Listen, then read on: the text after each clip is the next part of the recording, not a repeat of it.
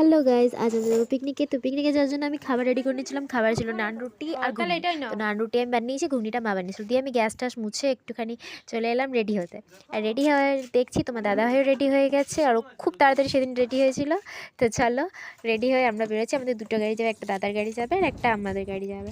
তো সবাই মিলে মা বাবা আমরা সবাই একসাথে বেরিয়ে গেলাম ঘুরতে। আর আজকে আমরা ঘুরতে যাচ্ছিলাম ওমস গার্ডেন। ওমস গার্ডেন আছে দুর্গাপুরে। আর এখানে দেখো রাস্তাটা এত সুন্দর দিয়ে দেখছি রাস্তাতে তেল শেষ হয়ে গেছে।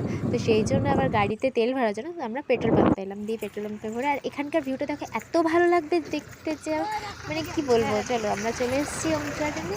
এবার ওমস গার্ডেনে এসে তোমার দাদা গেল টিকিট কাটতে। তো টিকিট এখানে মাত্র 30 টাকা করে, বেশি একদম না। তো ঢুকতেই দেখো এত সুন্দর লাগছে, সর্ষে ফুল সাথে সাথে বাগানটা তো এত ভালো লাগছে যে ওখান থেকে আসতে ইচ্ছে করবে না কারো।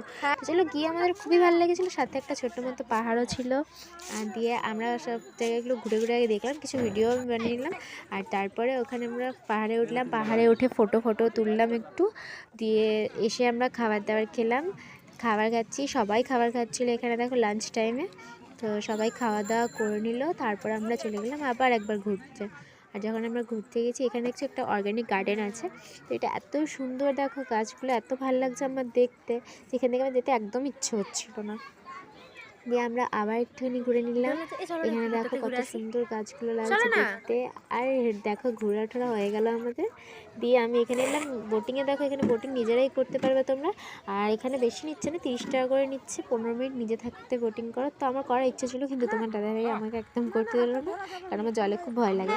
আর তারপরে দেখো এখানে সূর্য অস্ত যাওয়ার টাইমটাতে এত ভালো লাগছে, তখন বাজে প্রায় 4টে। দেখো সূর্যটা অস্ত যাচ্ছে, মনে হচ্ছে সূর্য যেন নারকেল গাছের ফাঁক থেকেই বেরোচ্ছে, এত সুন্দর লাগছে দেখতে। আর আমি আসার সময় ইস্কন মন্দিরে গেছিলাম, ইস্কন মন্দিরে সবাই মিলে লাগলাম। আর ইস্কন মন্দিরে একটা ছোটো মেলা বসেছে, যেখানে দেখো সবাই মিলে